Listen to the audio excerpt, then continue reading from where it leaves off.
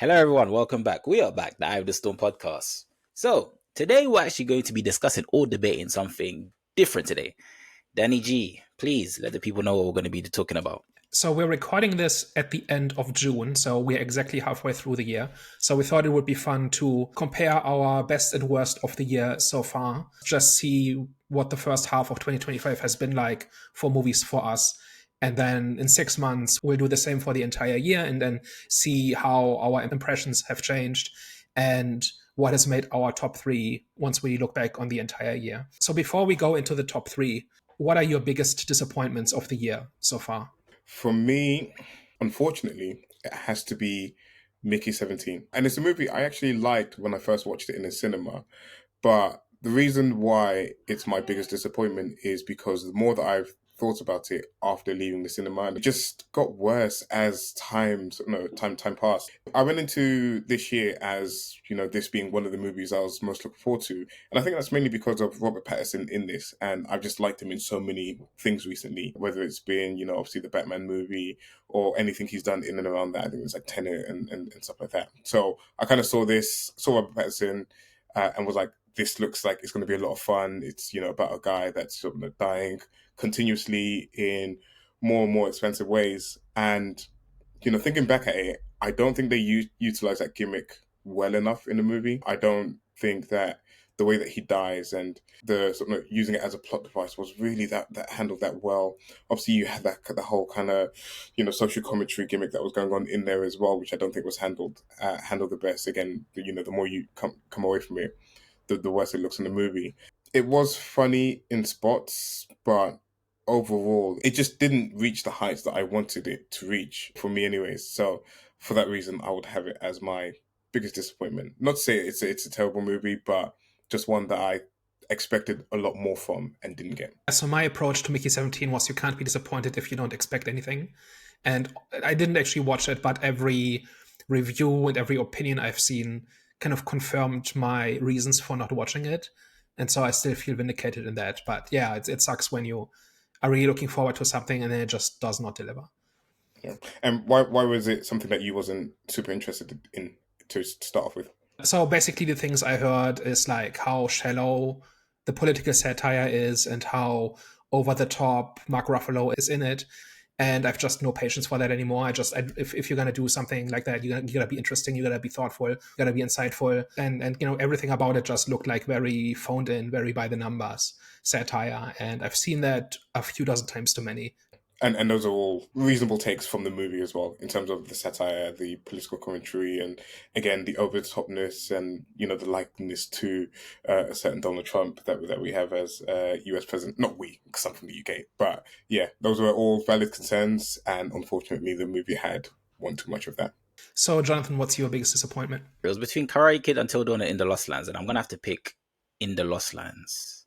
That film, I wasn't really expecting much, to be fair, when I saw the trailer, because the cinematic style wasn't really for me. It just had a very grey, is it monochrome type of look? I think it's monochrome. I'd say so, yeah. Yeah. And it just didn't really look appealing.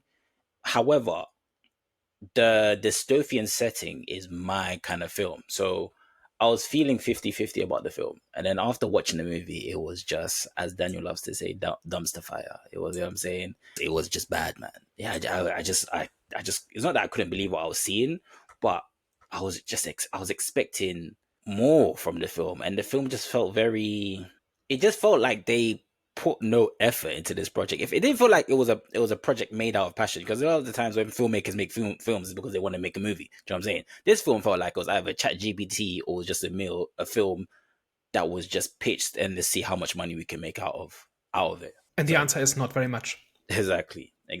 And what's her name? The main actress, I forgot her name, but she was in Resident Evil. Obviously, Resident Evil is one of my favorite zombie apocalypse films of all time. I think definitely is one of my favorites. So she's not, of course she's not my favorite actress. However, she's an actress that I like watching because of Resident Evil. So a lot of the times when I see the stuff that she's in, and I like that she kind of has her own niche, and a lot of stuff that she's in is a lot of like dystopian apocalypse type of films. I don't even want to call it okay because I didn't enjoy my experience, and I think I was the only person in the cinema that watched. Yeah, I remember I was the only person in the cinema at the time that I was watching it.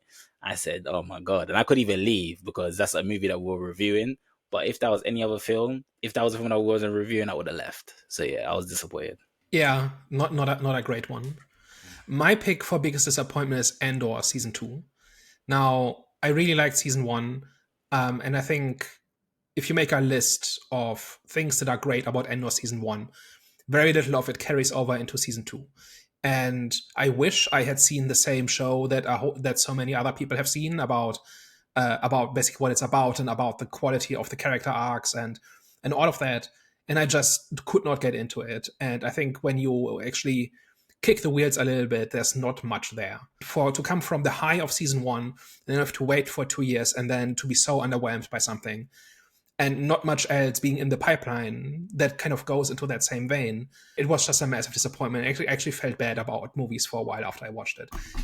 Or about TV or about fiction in general, because it just left such a big hole for me, and I just could not get into it. I could not latch on to anything in it that was really all that great. It's not that doesn't mean it's all terrible or it's the worst thing ever, but it's just compared to what it could and should have been and what precedent was set by the first season, I just fell off a cliff with season 2. While I've seen worse things this year, in terms of expectation and actual result, like this is the biggest disappointment for me so far. Damn, I wouldn't have thought it would have been Andor. I mean, I if I knew we were doing series in this as well, I probably would have guessed it just because of how high Daniel was on Andor season 1. But we have to kind of, I just, you're valid in your feelings and you're valid in it not matching up to season 1 for you. But I don't know, for me, it was great. For me, I enjoyed it so much, especially everything that happened in and around Gorm.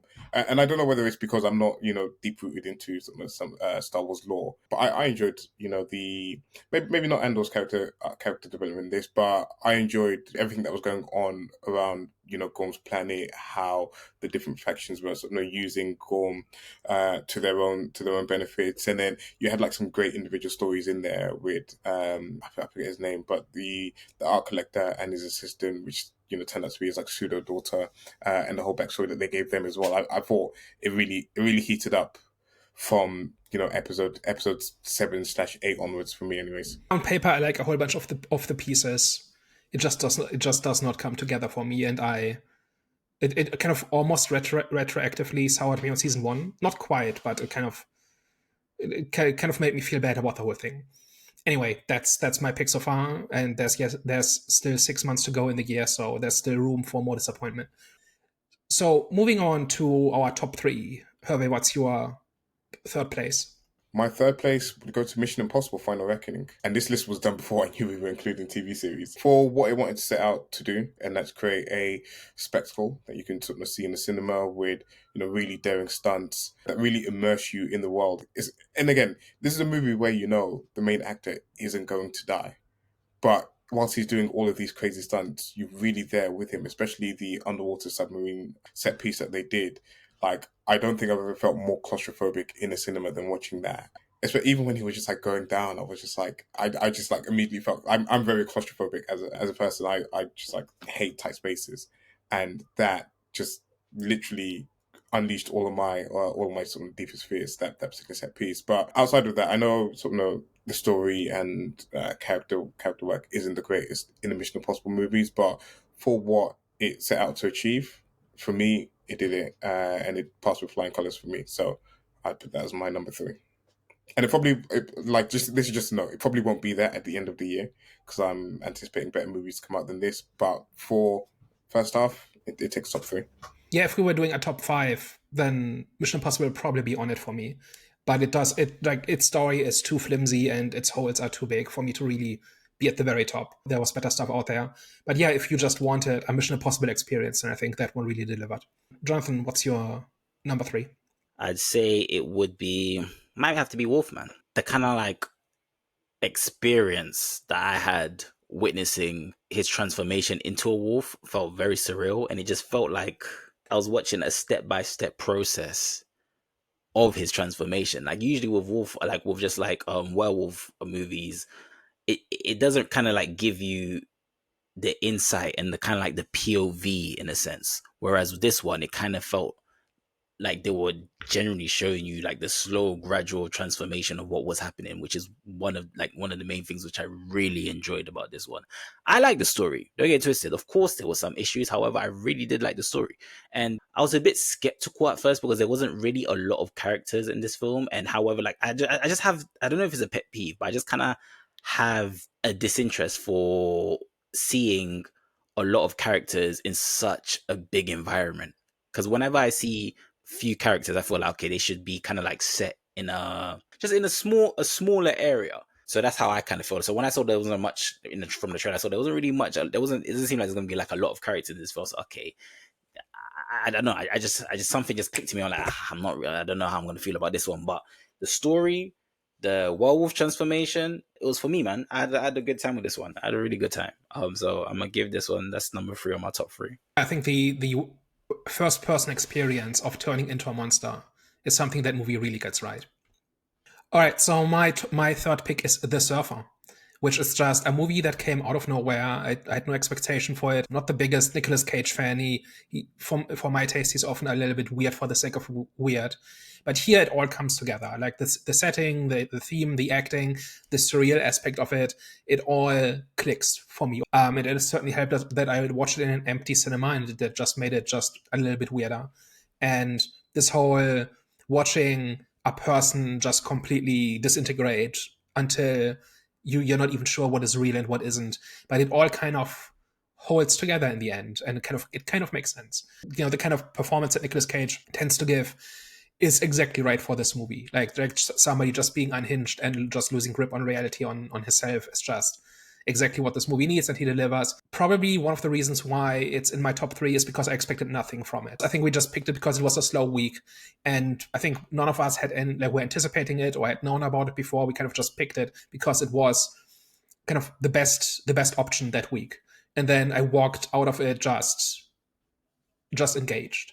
And to me, that's one of the things I want out of a good movie. Yeah, we had complete different experiences with that one. I remember saying that was probably one of the worst movies I've watched of all time. But again, it's a matter of style, and it's a matter of preference with some of the, especially when like a movie doesn't follow typical storytelling conventions.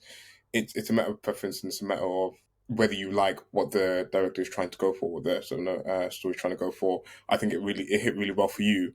For me, it just rubbed me the wrong way. That's a bit like Marmite. You either love it or you hate it. Yeah, a lot of this comes down to how do you feel watching it and having watched it in a world where so many movies are franchise movies or very safe, broad appeal products and not very daring. For something to come along that's just so its own thing, without regard for anything else, it's just refreshing. And sometimes that works, and sometimes it doesn't. And in this case, it did for me.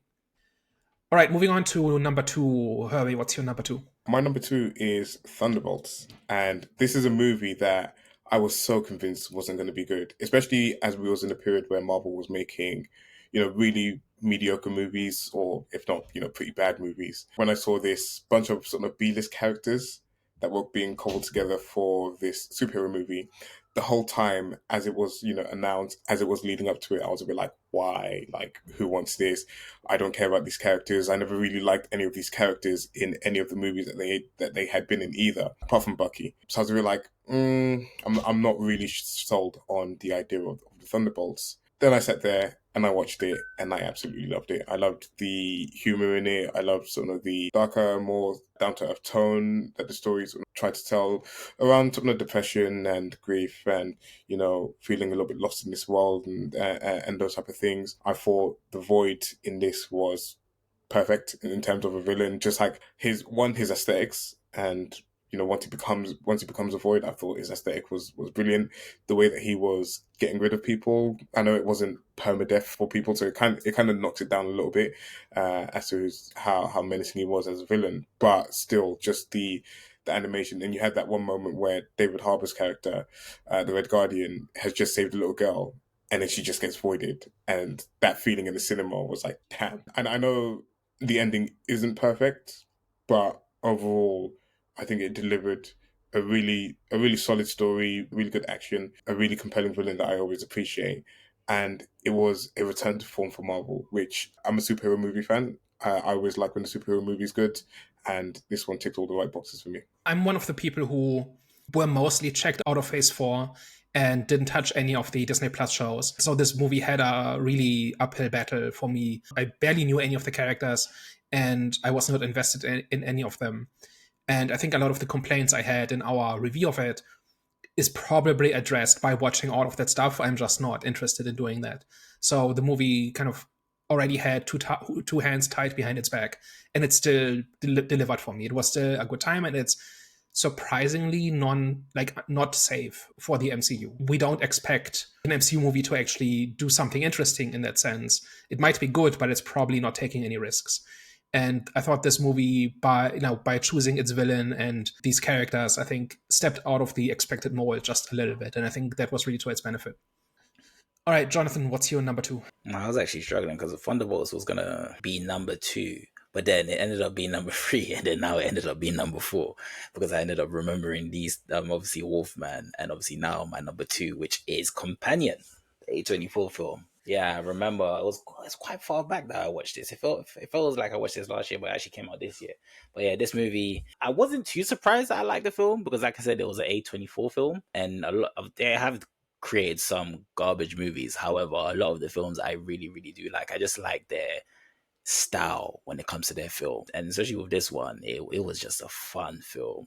There was thrilling moments. It was just a fun movie. It wasn't a horror. I definitely wouldn't say it was a horror. However, it was gory enough for it to be an exciting, thrilling experience. And yeah, I'd say the performances as well was definitely great. I think overall this was just a very fun movie that I had a very good time watching. So my number 2 is Sinners. So to say that Sinners was not made with me in mind is an understatement. Like, there's just so many hurdles to get through, from the accents to the time period to the subject matter, just everything. It's not like I expected nothing from it. It's more like I had no specific expectations. And as I was watching it, I said, yeah, this is a movie. This is like we're so used to kind of broken, made by committee nonsense. And this is just somebody's movie. It just fires on all cylinders, and it does exactly what it wants to do. It's got some great performances in it. It's got some memorable scenes in it. And it just does everything you want to do from a movie. And it was also interesting to see that a movie that's so inaccessible was so successful, and how people just really latched onto it. That was just a really interesting experience. So that's my number 2. Hervé, what's your number 1 pick? Or did you want to say something about this? No, my number 1 is Sinners. So I was just kind of waiting to say something about Sinners. I was waiting to say it's my number 1 pick as well. But I kind of echo everything that you said about the movie with the acting and the characters in this. It's not like they have loads of lines, especially someone like Cornbread or Delroy Lindo's character in this. It's not like they have like extensive amounts of lines in this, but every time that they have something to give to the movie, it hits, and it makes you understand the character a little bit more. And it just kind of like warms you up to all of the characters. And I think the biggest critique I had of the movie is it kind of speed runs the vampire stuff at the end. And I feel like we could have spent a little bit more time on the horror element of it. But again, everything around this, the movie, the characters, how well it gets you invested in, everyone's story in this, to, again, the music in this, and, how they piece it into the story, how they, do that one scene when they show the past and the future and stuff. I think it's just all really well done. And it was one of the movies that I was looking forward to the most this year, and I'm very happy that it delivered and found success in it as well. Well, Jonathan, your number 1 pick. Sinners as well. For me, Sinners is the best vampire movie that I've ever seen. And I know a lot of you keyboard warriors getting ready to say, oh, Sinners was just a rip-off version of Dusk Till Dawn. You're just saying that because you're black, etc., etc. Look, man, the reality of the situation is this. Even though, yes, you can see the influences from Dusk Till Dawn, but come on, bro. Like, how many movies get influences from other movies? As long as you can see the influences, but what do you do with that idea? As in, like, I'm not going to call it a repurposed idea, but you can, like I said, you can see that there is influences, but what are you going to do with that idea? How are you going to make it different, and how are you going to make it bigger? That's exactly what they did with just like the themes, the mixture of genres, and of course the performance. Yeah, but just I think just like the blend of genres and the themes, those were the two, how they kind of like blended the two. And I think that was definitely shown in the famous, what's that music scene where they had like, oh, I forgot his name, but he was singing. He had the guitar, he was singing, and then you had just like over time you saw different, like how the black culture evolved when it comes to music. But that scene in particular, I think that scene there was like, okay, that kind of like separates this movie from other vampire movies. Yeah. So for me, I think overall, I had a very yeah, Sinners. I wasn't even, and it wasn't even a film that I was anticipating, as in like it wasn't a film that I was proper looking forward to go and watch. Because when I saw the trailer, I was like, okay, this looks cool. Is it looks interesting, but I didn't think it was gonna be my number one of like for this year so far. So I was very very surprised. Glad I watched Also, it. it It's had. IMAX. Yeah, I was gonna say, and this is just like a stupid thing, but just the way that Remick says "Sammy" in this, it's just great. I don't know why. Like I've heard it so many times, like on social media when they clip it. I'm just like, I don't. It just sounds great. And the Road to Dublin song, I've actually been listening to that a lot recently as well. And obviously Sammy trackers I've been listening to those two, but those are the two songs I've been listening to a lot on YouTube. So yeah, it definitely has memorable moments. Yeah, and also the From Dusk Till Dawn thing, like it's definitely inspired by that. Like structure-wise, and just in terms of major plot beats, there is a lot of overlap, right? And I don't think you can argue that it wasn't a major inspiration, but that doesn't mean it's not its own thing and it doesn't use those things for its own purposes, right? If there's one thing you cannot accuse Sinners of being, is being derivative or safe or unimaginative or phoned in. It's the exact opposite of all of that, right? And I don't care how closely it leans into some of its influences. All right, my pick for best movie of the year so far is September 5. September 5, like if Sinners was a movie that was not made for me, then September 5 is a movie that was made 100% for me. It does everything I want. It's a historical drama that goes out of its way to be historically accurate and use that not as a crutch or as an obstacle, but actually as a skeleton and foundation for its story. Its characters and how they're woven into the plot and how it uses suspense and tension and the chaos of a live news broadcast is, especially in its historical context, it just all works. And the way the different characters are representations of different slices of history, basically, that are thrown into a room and have to work together and have to deal with each other is just masterful. Like, if anybody ever wants to do a movie that vaguely does a similar thing, just study September 5 and see how it's done. It's wonderful. It's a borderline perfect movie on that front. Also doesn't hurt that it covers like an area of German history. Like, it's actually not about really the kidnapping. It's really about German history and the German post-war era, which is not often dealt with by non-German movies. And just having that perspective in there was just interesting. Not because I'm like clamoring for representation or anything like that, but just having that dealt with as a topic was kind of interesting, while actually having a lot to say in the process. So for that reason, it's the best movie of the year so far, and I would be very surprised if it didn't end up in the top 3 by the end of the year. I forgot about that film completely, but no, I did enjoy that movie. And again, you kind of talked on a specific period of time in history. And again, what I liked were there's just a subtleness of, you know, how the different characters interacted based on the backgrounds that they were from. So you had like, you know, the German people, the French people, and I can't remember exactly where else like some of the people were, but just like the dynamics that caused in the workspace that they were working in was super interesting in that movie as well, amongst sort of everything else that was going on as well. But that was like one thing that stuck with me from that movie. And I was just, again, not expecting very much. A lot of the movies we watch, I don't really do any research. I've kind of learned to not look forward to things, just in general, but especially when it comes to movies. And for a movie to just blow me out of the water like this, it just feels good. It's like this is why mediums are my favorite medium, because I don't really get that experience or that feeling from any other type of fiction. Yeah, I completely forgot about that film. I think many people have. Like, I don't think I've seen it referenced anywhere. Like, to call it like a hidden gem is kind of too much. Like, I think it was decently successful, but it did not make a big splash. And I like, for something that I consider a borderline perfect movie, at least within its niche and its style, that's a little bit surprising, maybe. Any other takeaways about 2025 in film? We've been doing this since early 2024, right? So most of our reviews were done in 2024. And 2025 was the first time where we really went into a new year, having done this for a little bit. Did you guys have any kind of observations or anything like that? Because I've got one. Shoot, and then we can go from there. So for me, the biggest takeaway was how many good small movies there are this year and how few train wrecks there are. Like by this time last year, we had 2 Rebel Moon movies. We had like Borderlands was around the corner. I think The Crow was in July. We had just a whole like The Strangers was one of the big first big train wrecks we talked about. 2024 just had some really, really big stinkers. And while 2025 has not had many breakout successes yet, unless you are Ninja 2, which is the Chinese animation that made $2.5 billion or something like that. But outside of that, there's been not many like runaway smash successes, but there have also not been many garbage fires, right? There's not been a Rebel Moon, there has not been a Strangers, there has not been a Borderlands quite yet. The year is still young, but this combination of not many train wrecks and a whole bunch of small movies that just come out of nowhere and are just good is like something that I've really observed this year. And a lot of this is just what I happen to watch.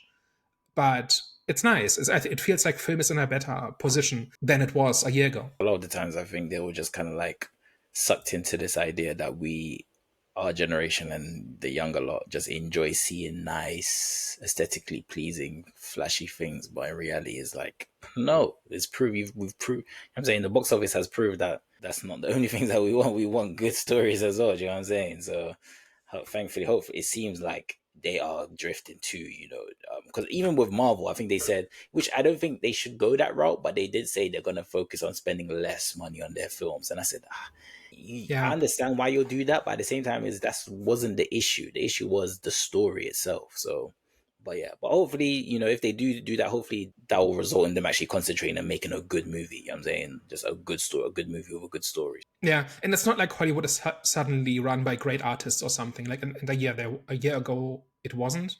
But for some reason, they've produced overall, I think, better stuff than they did by this time last year.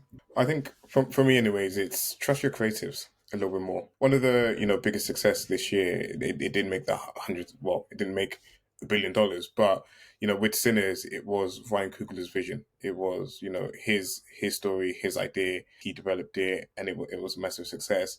Even down to things like the Marvel movies, it's quite notable that since they've shifted away from the sort of mandate to produce as much as possible, as fast as possible, they refocused on actually making good quality movies. It's no wonder why there's a big contrast between Captain America, Brave New World, and the Thunderbolts, because one came at the end of the mandate of pushing out as much movies as possible, and the other came under the regime change when they were again focused on the creatives and focused on making good movies. So whilst again you can't give free rein to absolutely everyone, and you can't let people just run wild with making whatever they want, because not everything's going to be great, and some things need to be checked. But they just need to come back to a balance where it's not all about trying to follow a specific formula that the corporates were going with in the past, not trying to sort of follow this nostalgia bait, trying to hook everyone in with nostalgia and remember berries and stuff like that, but actually focus on a creative vision and sort of the story that they're trying to tell. That's kind of one of my takeaways. Yeah. Okay, so guys, thank you very much for tuning in. If you reached this part of the episode, thank you very much for working with us. We appreciate your support as always. If you liked everything that you heard in today's episode, you should probably tell a friend. And if you hated everything and you didn't enjoy a discussion, tell an enemy. We are the Eye of the Storm podcast. All right, guys. Thank you very much for tuning in today's discussion, and we will catch you next week. Au revoir. Ciao. Bye-bye.